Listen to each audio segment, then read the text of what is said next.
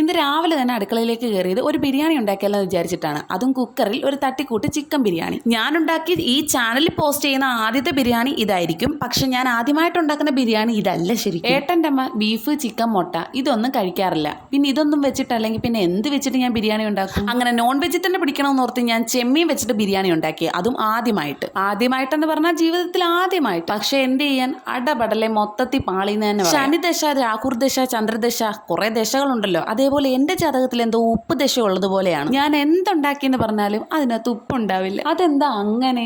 ഉപ്പിന്റെ കാര്യം എന്തായാലും അവിടെ നിൽക്കട്ടെ. പക്ഷെ അന്ന് ഞാൻ മസാല ഉണ്ടാക്കിയപ്പോൾ മസാലയും കുറഞ്ഞുപോയി. അത് കാരണം ബിരിയാണി ഒരുമാതിരി മസാല ഇല്ലാത്ത ബിരിയാണി ആയിപ്പോയി. ഉപ്പും മസാലയും കുറഞ്ഞെങ്കിൽ എന്താ, ആവശ്യത്തിന് ചെമ്മീനും ഞെക്കി പിടിക്കാൻ ഒരു പപ്പടവും ഉണ്ടായിരുന്നതുകൊണ്ട് എല്ലാവരും ഒരുവിധമൊക്കെ തട്ടിക്കൂട്ടി അങ്ങ് കഴിച്ചു. ഇഷ്ടത്തോടെ കഷ്ടപ്പെട്ട് എന്തെങ്കിലും ഒരു ഐറ്റം ഞാൻ ഉണ്ടാക്കി, ഒന്നെങ്കിലും ഉപ്പ് കൂടും അല്ലെങ്കിൽ ഉപ്പ് കുറയും. അത് ഈ ഉപ്പിൽ എന്തോ ഒരു പ്രശ്നം എനിക്കുണ്ട്. എന്ത് പ്രശ്നം?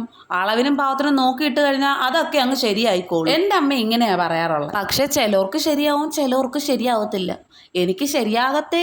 ഇതൊക്കെ കേൾക്കുന്നവർക്ക് തോന്നും നിന്റെ ഓരോ പാചകത്തിലും നിനക്ക് ഓരോ കഥകൾ പറയാനുണ്ടല്ലോ. ശരിയാണ്, എൻ്റെ ഓരോ പാചകത്തിന്റെ പിന്നിൽ ഓരോ അനുഭവങ്ങളും ഓരോ പാളിച്ചകളും ഉണ്ട്. പക്ഷെ ഒരു വട്ടം പാളിപ്പോയെന്ന് വെച്ച് ഞാനത് വെറുതെ വിടത്തില്ല കേട്ടോ. അതുകൊണ്ടാണ് ഞാൻ ഇപ്പൊ ഇങ്ങനെ ഒരു ചിക്കൻ ബിരിയാണി ഉണ്ടാക്കാന്ന് വിചാരിച്ചത്. പക്ഷെ ഇതുണ്ടാക്കുമ്പോഴും എനിക്ക് നല്ല ടെൻഷൻ ഉണ്ടായിരുന്നു ഉപ്പിന്റെ ആ ഒരു കാര്യത്തിൽ. ഇതിൽ മുളകുപൊടി, മഞ്ഞപ്പൊടി ഇടുമ്പോഴും ഞാൻ ഉപ്പിട്ടിട്ടുണ്ടായിരുന്നു. അവസാനം എല്ലാം മിക്സ് ചെയ്യുമ്പോഴും ഉപ്പ് നോക്കിയിട്ടാണ് ഞാൻ കുക്കർ അടച്ച് അടുപ്പത്ത് വെച്ചത്. പക്ഷെ ബിരിയാണിയൊക്കെ ഒരുവിധം നല്ല സെറ്റായിട്ട് കിട്ടി. അന്ന് ഞാൻ ചെമ്മീൻ ബിരിയാണി ഉണ്ടാക്കുമ്പോൾ ശരിക്കും ബസ്മതി റൈസ് വെച്ചിട്ടാണ് ഉണ്ടാക്കിയത്. പക്ഷെ ഇന്ന് ഞാൻ ബിരിയാണി ഉണ്ടാക്കിയത് ബിരിയാണിയുടെ ചെറിയ അരി വെച്ചിട്ടാണ്. അങ്ങനെ ബിരിയാണിയൊക്കെ റെഡിയായി. ബിരിയാണിക്ക് ആഡംബരത്തിന് വേണ്ടിയിട്ട് സലാഡും മുട്ട പുഴുങ്ങിയതും പപ്പടവും നാരങ്ങാച്ചാറും ഒക്കെ കൂട്ടി ബിരിയാണിയൊക്കെ കഴിച്ചു. അങ്ങനെ കഴിഞ്ഞ തവണ ഉണ്ടാക്കിയ മസാലയും ഉപ്പും കുറഞ്ഞ ചെമ്മീൻ ബിരിയാണിയുടെ പരാതി തീർക്കാൻ 2 വീട്ടിലേക്കും പാഴ്സലും ഒക്കെ കൊണ്ടു കൊടുത്തു. അവരൊക്കെ ഇത് കഴിക്കുന്നതിന്റെ റിയാക്ഷൻ വീഡിയോയും കൂടെ എടുക്കണമെന്ന് വിചാരിച്ചിട്ട് പോയതാണ്. പക്ഷെ അതൊന്നും എടുക്കാൻ എനിക്ക് സാധിച്ചില്ല. അപ്പൊ എന്റെ ഈ ബിരിയാണിയുടെ കഥയും ഇഷ്ടപ്പെട്ടെങ്കിൽ ലൈക്ക് ചെയ്യാൻ മറക്കരുത്. മറ്റൊരു വീഡിയോ ആയിട്ട് കാണാം. ടാറ്റാ.